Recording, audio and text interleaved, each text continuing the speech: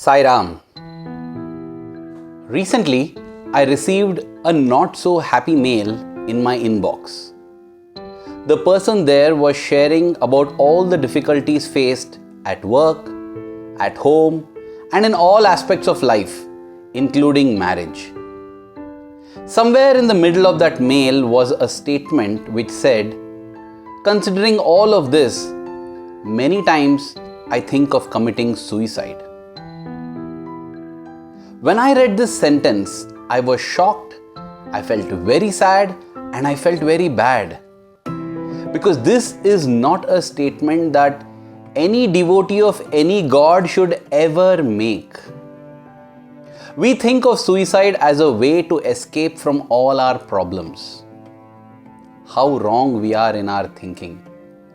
Because as Bhagwan Sri Sathya Sai Baba, our dear Swami, says in his discourse on the Guru Purnima day in 2002, he says that we should never think of suicide as a way to escape our problems because it is the mind that is the root cause of all these problems. And killing the body doesn't kill the mind. Instead, one should be brave, hold on in fortitude, never lose faith and courage, never resort to suicide. When we have Sai by our side, Sai side, why do we even think of suicide? Now, this is something that we need to imprint deep in our heart and minds and communicate and support to anybody else who is thinking of this very, very wrong step in life. When we even think of suicide, Bhagwan's heart is pained. He feels very, very, very sad. Instead, let us think of him and call out to him. Here is one beautiful example and many insights that Swami has shared about suicide.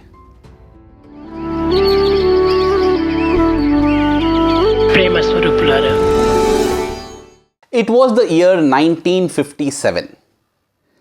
Just the previous year, the government of India had passed the States Reorganization Act. This meant that the entire country, India, would now be divided into different states on a linguistic basis. All those regions speaking one particular language would be brought together as a state. This was a slightly different way of reorganization after India gained independence from the British in 1947. Among the different people affected by this reorganization was one civil servant in the city of Bhopal in current day Madhya Pradesh. He had served the Indian government well during the Second World War and for almost a decade after that.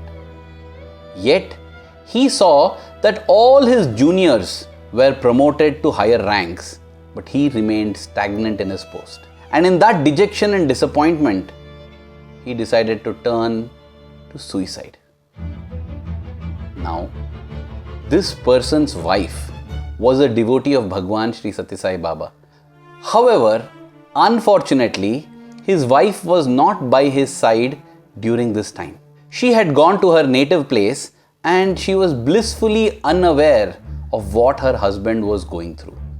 Being an officer who was licensed to carry his gun, this man decided to end his life by shooting himself in the head. He wanted to literally bite the bullet.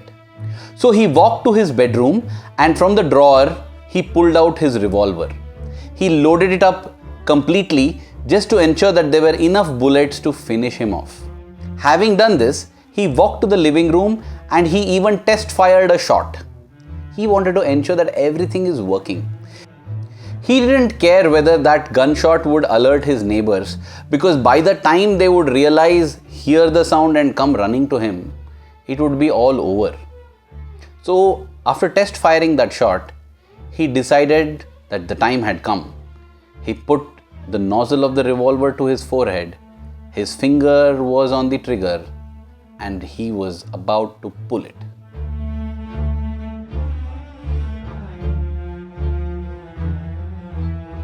Suicide in Sanskrit is called Atma Hatya. Hatya is killing and Atma is loosely translated as the soul. This is very strange because the soul never dies. Bhagwan Krishna in the Bhagavad Gita says, Nainam chindanti shastrani, nainam dahati pavakaha.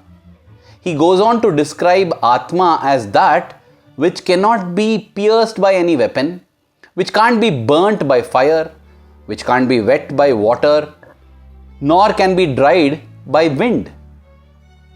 When the Atma is like this, can the Atma ever be killed?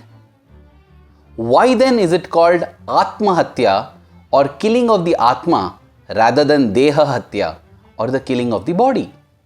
We get that answer from what is recorded in the book written by Mrs. Karunamba Ramamurthy or Kannamma as Swami would always call her. Swami told them that God chooses a body for each Atma just as we choose a home for us to stay. It is only a rented house. Now, when we are shifting homes or changing houses, what do? We look out for another house to move into, and having done all the necessary formalities for the same, we then call in the packers and movers and move on to the other house. That is how even God does with our bodies and Atma. We move from one body to another based on our karmas, just as we move from one house to another.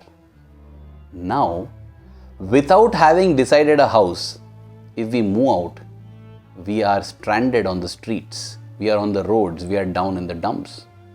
So too, before another body is ready to receive the Atma, or before the time when it is ripe for us to get liberated, if we forcefully destroy the home of this Atma, the Atma gets stranded.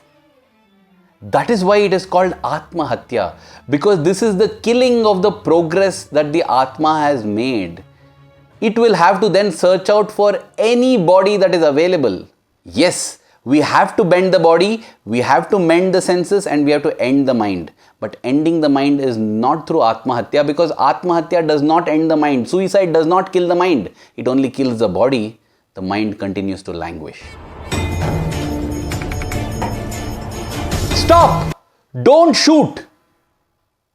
Shouted Bhagwan as he collapsed in Kodaikanal in 1957 on that very same day when that officer was trying to end his life. Swami Sachidananda of the Divine Life Society, which has been started by Swami Shivananda at Rishikesh, he was with Bhagwan Sri Sathya Sai Baba at that point in time. Till that point in time, Swami had been reclining on the bed and he had given the great opportunity to massage and press his feet to Swami Sachidananda.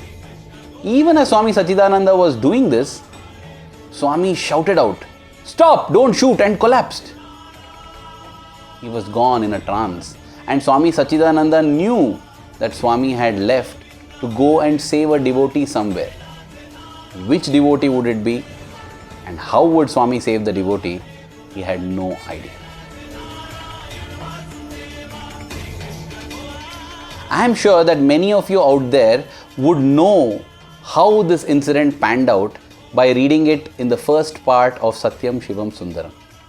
But if you would like to listen to this narration and view it, you will have to wait for the second part, where apart from the exciting climax of this story and how it actually came about, I shall also share a few other pointers and discourse excerpts on what Bhagwan says about suicide. All of that and much more in the second part. If you wish to be alerted whenever a new video is released on this channel, twice or thrice a week, please subscribe to the channel and let us enjoy in this global virtual satsang. Thank you. Jai Sai Ram.